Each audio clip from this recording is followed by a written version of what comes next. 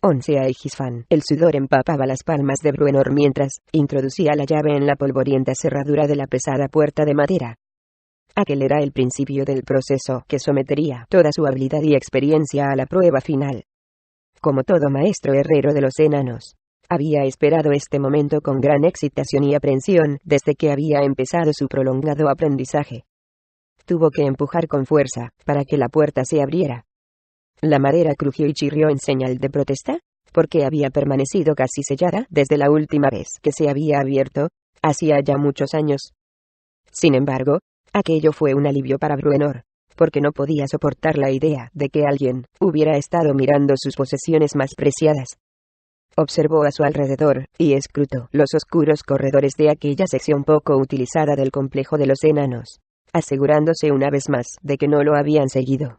Y luego se introdujo en la estancia, colocando la antorcha ante para abrirse paso entre la cortina de telarañas que pendía del techo. El único mueble que había en la habitación era una caja de madera enchapada en hierro, envuelta en dos pesadas cadenas unidas por un enorme cerrojo. Las telarañas se entrecruzaban y colgaban de todos los rincones de la caja y la tapa estaba cubierta por una gruesa capa de polvo. Bruenor comprendió que aquello era otra buena señal. Volvió a pasear la vista por los corredores que dejaba atrás y luego cerró con cuidado la puerta de madera, intentando hacer el menor ruido posible. Se arrodilló junto a la caja, y colocó la antorcha en el suelo, a su lado. Varias arañas, deslumbradas por la llama, adquirieron un tono anaranjado durante un breve instante antes de morir y desaparecer. Bruenor extrajo un pedazo de madera de una bolsa que llevaba atada al cinturón, y cogió la llave de plata que colgaba de una cadena alrededor de su cuello. Sostuvo el pedazo de madera con gran firmeza frente a él, y, manteniendo los dedos de la otra mano por debajo del nivel del cerrojo, deslizó con suavidad la llave en la cerradura. Ahora llegaba la parte más delicada.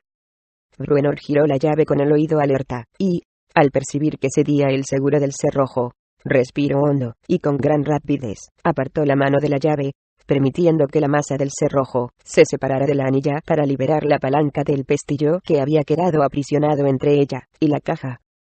El diminuto dardo se incrustó en el pedazo de madera, y Bruenor respiró aliviado. Aunque había dispuesto la trampa hacía casi un siglo, sabía que el poder del veneno de la serpiente hacedora de viudas todavía era mortal. Una gran excitación se apoderó de Bruenor en aquel momento y el enano se apresuró a apartar las cadenas y soplar la capa de polvo que había sobre la tapa. Luego, recuperada de nuevo la calma y recordándose a sí mismo la importancia de cada movimiento, empezó a abrir despacio la caja. Cualquier persona que hubiese encontrado la caja y se las hubiera arreglado para escapar al dardo mortal de la cerradura, se habría asombrado ante los tesoros que ocultaba. Una copa de plata, una bolsa de oro, y una daga de pedrería de tosca talla se mezclaban con multitud de objetos más personales y menos valiosos. Un casco abollado, unas botas viejas y otras piezas similares que hubieran sido de poco interés para un ladrón. Sin embargo, aquellos objetos eran simplemente un engaño. Bruenor los extrajo todos, y los esparció por el suelo, sin pensarlo dos veces. El fondo de la pesada caja estaba al mismo nivel del suelo, lo cual indicaba que nada más podía encontrarse allí. Pero Bruenor había perforado con gran precisión el suelo por debajo del baúl, y había colocado la caja encima de forma que ni el más escrupuloso ladrón podía sospechar que no se apoyaba en la tierra. El enano empujó una diminuta palanca del fondo de la caja, e intentó levantarlo utilizando un dedo como gancho. Pero la pesada madera se había hinchado con el paso del tiempo, y tuvo que emplear toda su fuerza para alzar el fondo. La madera saltó de pronto, y Bruenor cayó hacia atrás por el impulso, pero al instante estaba otra vez junto a la caja, escudriñando con atención por encima del borde sus mayores tesoros. Un pedazo de mitril puro, una pequeña bolsa de cuero, un cofre de oro, y un tubo de plata en cuyo extremo brillaba un diamante. Todos los objetos colocados tal y como él los había dejado hacía tantos años. Le temblaban las manos y tuvo que detenerse a secarse el sudor de las palmas varias veces mientras extraía los preciados objetos de la caja, y colocaba los que cabían en la bolsa mientras dejaba el pedazo de mitril sobre una manta que había extendido en el suelo. Luego, con gran rapidez, volvió a cerrar el doble fondo, cuidando de que la palanca quedara colocada perfectamente en su sitio. A continuación, Dispuso de nuevo las cadenas y el cerrojo, dejándolo tal y como lo había encontrado, salvo que no vio motivo alguno para reconstruir la trampa del dardo. Bruenor había construido su forja exterior en un rincón, oculto en la base de la cumbre de Kelvin. Aquella era una zona poco transitada del Valle de los Enanos, en el extremo más septentrional, con el paso de Bremen que se introducía en la tundra abierta alrededor del lado occidental de la montaña, y el paso del viento helado que hacía lo propio por el este. Para su sorpresa, Bruenor había descubierto que la piedra aquí era dura, y de gran pureza, empapada hasta lo más profundo por la fuerza de la tierra, y que le sería de gran utilidad para su pequeño templo. Como de costumbre, Bruenor se acercó a aquel lugar sagrado con gran lentitud, casi con reverencia. Como ahora llevaba los tesoros de su herencia, su mente viajaba hacia atrás en los siglos, a Mitrilaj, al antiguo hogar de su gente, y al discurso que había pronunciado su padre el día en que le dieron su primer martillo de herrero. Si tienes talento para la herrería, le había dicho su padre, y tienes la fortuna de vivir muchos años, y sentir la fuerza de la tierra, encontrarás un día especial.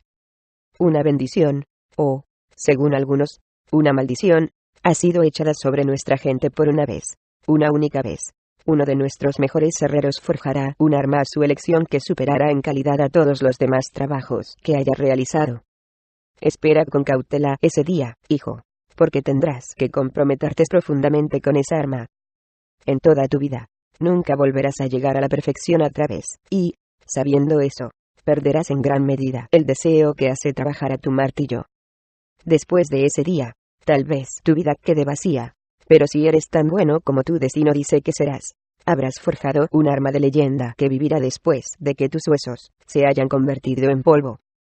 El padre de Bruenor, que había muerto cuando la oscuridad se apoderó de Mitrilaj, no había vivido lo suficiente para encontrar aquel día especial, pero, si lo hubiera hecho, habría utilizado varios de los objetos que ahora llevaba su hijo.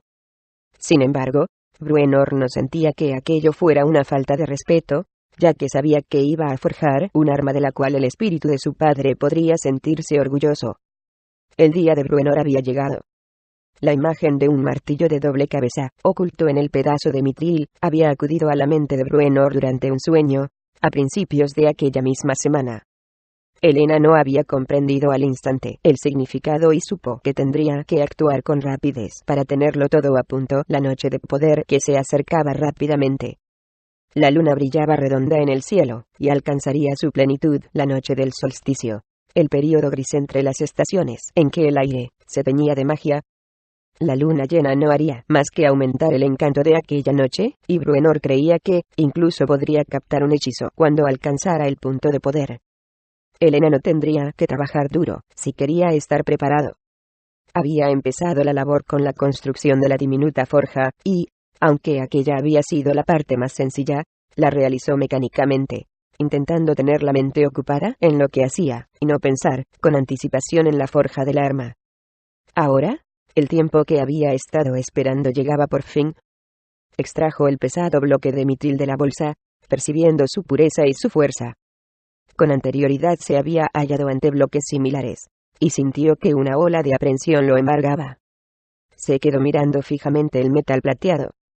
Durante largo rato, no fue más que un bloque cuadrado, pero poco a poco los bordes parecieron redondearse a medida que la imagen del martillo de guerra se perfilaba con claridad en la mente del enano. Sentía el pulso acelerado, y respiraba con dificultad. Su visión había sido real. Encendió la forja, y se puso manos a la obra de inmediato, trabajando durante toda la noche hasta que las primeras luces del día disiparon el encanto que lo envolvía. Regresó a su casa aquella mañana tan solo para recoger la vara de diamante que había separado para el arma y luego volvió a la forja. Durmió un rato, y, después, anduvo nervioso de un lado a otro en espera de que cayera de nuevo la oscuridad de la noche. En cuanto se desvaneció la luz del sol, Bruenor volvió ansioso a la tarea. El metal se moldeaba con facilidad bajo su hábil manipulación y supo que antes de que el alba lo interrumpiera, quedaría formada la cabeza del martillo. En aquel momento, y aunque todavía le quedaban largas horas de trabajo, sintió que una ola de orgullo lo envolvía. Sabía que cumpliría el programa que se había propuesto. La noche siguiente uniría la empuñadura de diamante, y todo estaría dispuesto para el encanto de la luna llena durante la noche del solsticio de verano.